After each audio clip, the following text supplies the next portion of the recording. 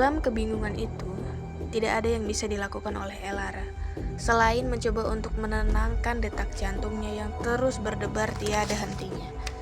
Tetapi saat itu belum sempat dia membuat dirinya tenang, dia justru terpaksa melihat kejadian yang akan terjadi selanjutnya. Perlahan, Romano menyeret tubuh Osgur yang lemah itu ke dekat sebuah jendela kecil yang berada di sana. Dia membuka jendela itu. Angin dingin malam itu menusuk bukan hanya pada kulit, tetapi pada hati Elara yang semakin gelisah. Pelan-pelan, Romano menarik tubuh pria itu dan, coba tebak, dia menjatuhkannya dari jendela kecil itu. Dia diam di sana sejenak, memandang ke bawah jendela dengan tatapan dingin seolah tidak ada apa-apa. Elara kembali membengkam mulutnya, menghalangi suaranya agar tidak berteriak. Seketika saat itu, rasanya tubuh Elara menjadi dingin semua, seolah aliran darahnya terhenti sementara. Kau membunuhnya? Romano tidak menjawab pertanyaan Elara itu. Dia hanya melangkah dengan tenang dan mengambil sepatu hak tinggi Elara. Lupakan adegan itu dari ingatanmu dan bersikaplah normal. Normal? Kau mau aku terlihat normal? Setelah semua ini? Kau gila! Kau berada di permainanku sekarang, Nona. Jadi sebaiknya kau ikuti saja peraturannya, ujar Romano dengan santainya. Permainan? Kau sebut ini permainan? Menghilangkan nyawa orang lain? Kau bukan manusia. Kau monster. Monster! Ucapan Elara itu membuat Romano kesal. Ia menatap Elara dengan tajam, kemudian berjalan mendekat. Langkahnya tegas, seolah menegaskan otoritasnya di sini. Benar, aku memang monster. Dan kau tahu monster selalu membunuh dan tidak akan melepaskan mangsa mereka, bukan? Romano menggenggam heels Elara dengan kuat di tangannya. Pilihanmu hanya dua. Keluar bersamaku atau bersama si tua itu. Elara kembali menelan ludah. Ia berusaha mengontrol detak jantungnya. Beberapa saat ia menatap mata Romano. Cukup membuat nyalinya ciut.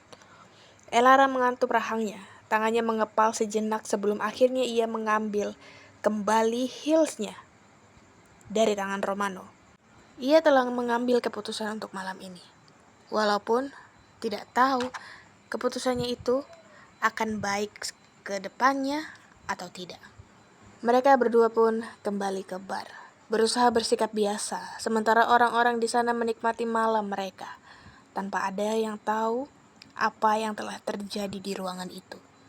Setelah beberapa saat, tiba-tiba saja pesta itu dihentikan oleh beberapa pihak kepolisian yang datang.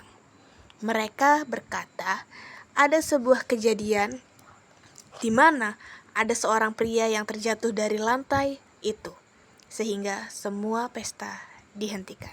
Orang-orang di sana saling berbisik satu sama lain, bertanya-tanya siapa pria itu, kenapa dia bisa terjatuh. Tapi tidak ada satupun orang yang tahu pelakunya ada di sekitar mereka.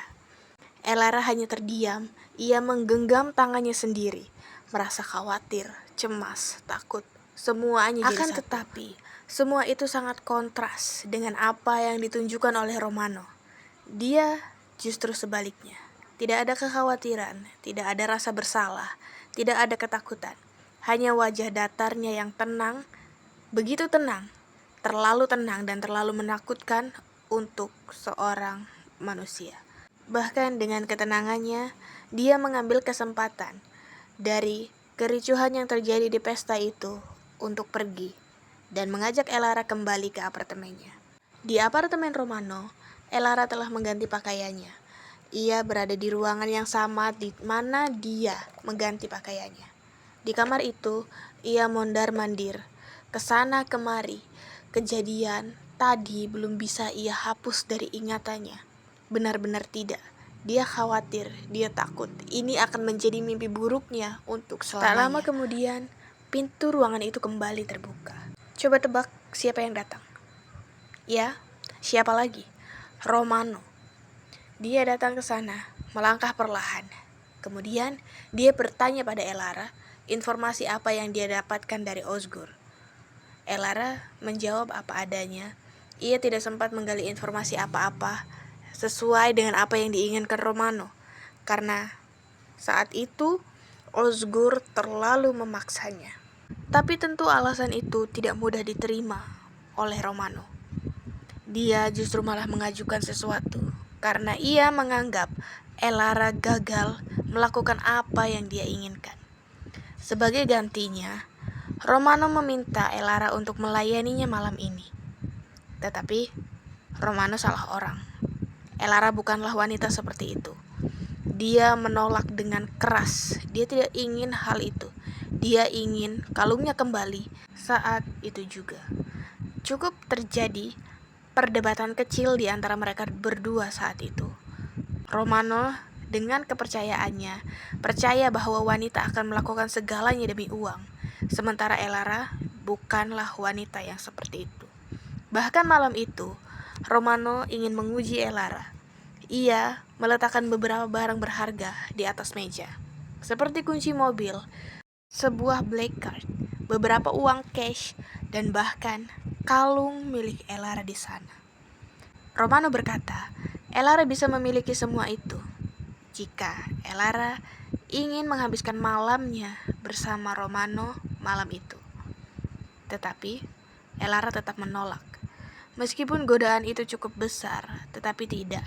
Dia tidak akan menjual harga dirinya dengan harta benda seperti itu.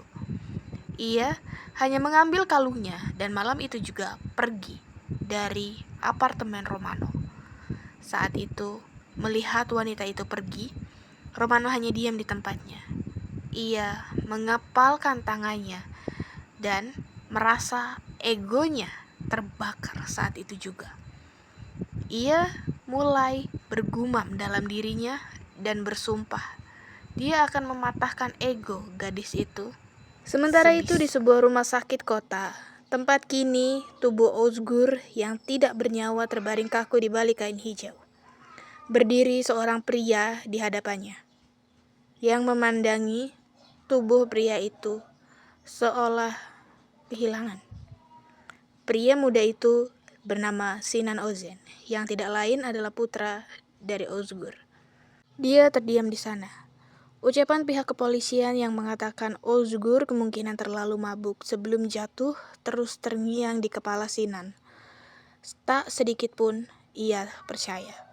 Tak lama kemudian, seorang anak buahnya datang. Dia berkata telah menemukan beberapa bukti yang belum ia berikan kepada pihak kepolisian. Dia menjelaskan bahwa ada seorang wanita yang bersama Osgur. Kemudian, Sinan bertanya siapakah yang melakukan semua ini? Siapa dalang di balik semua ini? Anak buahnya itu menjawab dengan ragu dan menyebutkan nama Romano. Mendengar nama si singa itu, tangan Sinan langsung mengepal. Ia menggumamkan nama itu sekali lagi. Kemudian, ia meminta pada anak buahnya untuk menutup kasus ini pada polisi. Dia ingin masalahnya diselesaikan dengan caranya sendiri. Dengan cara pria, dengan cara para mafia. Tapi, sebelum itu, dia juga meminta kepada anak buahnya untuk mencari siapakah gerangan wanita yang bersama ayahnya. Karena ia yakin dia terlibat dalam hal ini. Malam itu berlalu. Singkatnya, hari baru telah tiba. Cuaca hari ini cukup cerah. Namun tampaknya cerahnya hari ini tidak terlalu berpengaruh kepada Elara yang duduk di sudut sambil menyangga dagunya. Kejadian malam itu masih menghantui dia. Sampai akhirnya semalam dia tidak bisa tidur.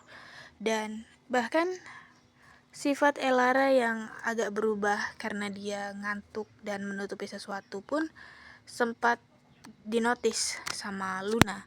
Luna juga sempat bertanya kenapa, tapi Elara sebisa mungkin untuk menyembunyikan apa yang ada dalam pikirannya. Apa yang terjadi malam itu tidak pernah dia ceritakan kepada orang lain. Suara bel dari pintu masuk terdengar, menandakan ada seseorang yang memasuki bakery itu. Di situ terlihat ada 3 orang pria, dan salah satu pria di antara ketiganya itu adalah Sinan. Dia mencari sesuatu. Dia pergi ke kasir, dan anak buahnya menunjukkan sebuah foto dan bertanya kepada kasir itu apa dia kenal sama perempuan yang ada di gambar itu. Perempuan yang menjaga kasir itu ragu untuk menjawab. Dia sendiri bahkan tidak yakin apakah yang ada di gambar itu benar-benar Elara atau bukan. Karena Elara berpenampilan sangat berbeda dan dia berjalan dengan seorang pria yang tidak lain adalah Romano, dan bahkan dia sendiri tidak mengenalnya.